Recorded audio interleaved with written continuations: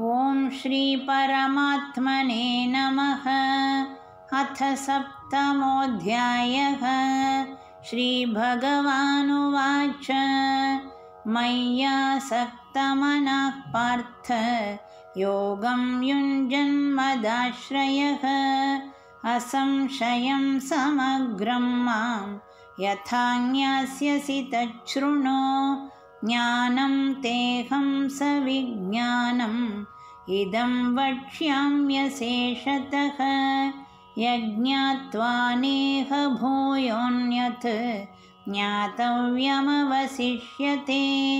मनुष्याणां सहस्रेषु कश्चिद्यतति सिद्धये यततामपि सिद्धानां कश्चिन्मां वेत्ति तत्त्वतः।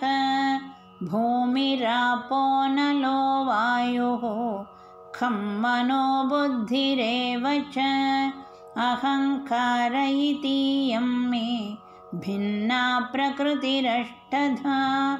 अपरेयमितस्त्वन्यां प्रकृतिं विद्धि मे परां। जीवभूतां महाबाहो ययेदं धार्यते जगत्। एतद्योनीनि भूतानि सर्वाणीत्युपधारय। अहं कृत्स्नस्य जगतः प्रभवः प्रलयस्तथा। मत्तः परतरं नान्यत् किञ्चिदस्ति धनञ्जय। मयि सर्वमिदं प्रोतं सूत्रे मणिगणा इव। रसोऽहमप्सु कौन्तेय प्रभास्मि शशिसूर्ययोः। प्रणवः सर्ववेदेषु शब्दः के पौरुषं नृषो। पुण्यो गन्धः पृथिव्यां च तेजश्चास्मि विभावसो। जीवनं सर्वभूतेषु तपश्चास्मि तपस्विषु। बीजं मां सर्वभूतानां विद्धि पार्थ सनातनं। बुद्धिर्बुद्धिमतामस्मि तेजस्तेजस्विनामहं। बलं बलवतां चाहं कामरागविवर्जितं। धर्माविरुद्धो भूतेषु कामोऽस्मि भरतर्षभ। ये चैव सात्विका भावाः राजसास्तामसाश्च ये मत्त एवेति तान् विद्धि न त्वहं तेषु ते मयि। त्रिभिर्गुणमयैर्भावैः येभिः सर्वमिदं जगत् मोहितं नाभिजानाति मामेभ्यः परमव्ययम्। दैवी ह्येषा गुणमयी मम माया दुरत्यया। मामेव ये प्रपद्यन्ते मायामेतां तरन्ति ते।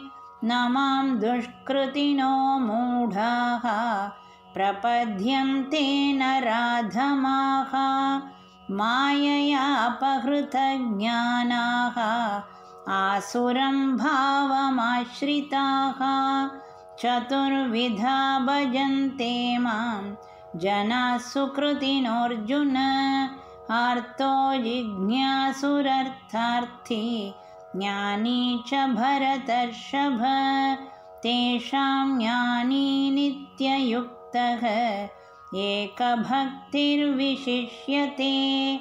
प्रियो हि ज्ञानिनोत्यर्थम् अहं स च मम प्रियः। उदाराः सर्व एवैते ज्ञानी त्वात्मैव मे मतम्। आस्तितः स हि युक्तात्मा मामेवानुत्तमां गतिम्। बहूनां जन्मनामन्ते ज्ञानवान् मां प्रपद्यते। वासुदेवः सर्वमिति समहात्मा सुदुर्लभः।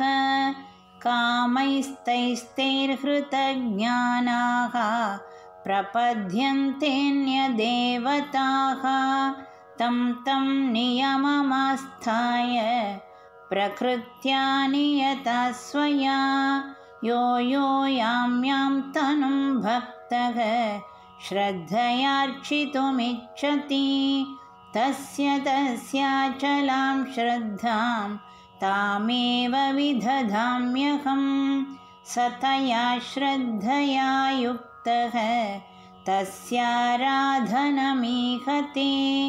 लभते च ततः कामान् मयैव विहितान् हितान् अन्तवत्तु फलं तेषां तद्भवत्यल्पमेधसां देवान् देवयजो यान्ति मद्भक्ता यान्ति मामपि अव्यक्तं व्यक्तिमापन्नं मन्यन्ते मामबुद्धयः परं भावमजानन्तः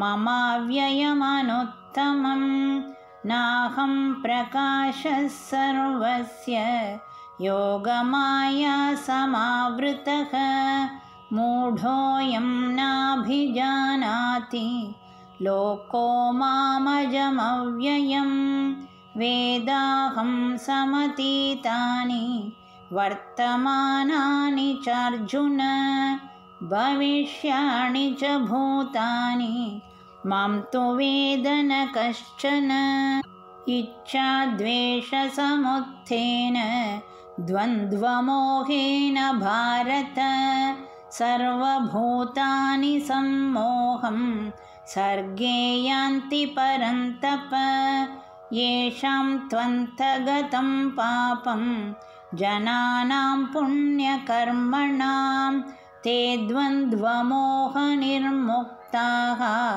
भजन्ते मां दृढव्रताः जरामरणमोक्षाय मामाश्रित्य यतन्ति ये ते ब्रह्म तद्विदुः कृत्स्नम् अध्यात्मं कर्म चाखिलं साधिभूताधिदैवं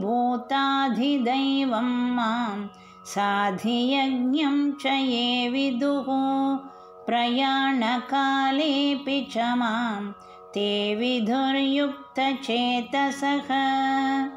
ॐ तत्सदिति श्रीमद्भगवद्गीतासु उपनिषत्सु ब्रह्मविद्यायां योगशास्त्रे श्रीकृष्णार्जुनसंवादे ज्ञानविज्ञानयोगो नाम 7मोऽध्यायः।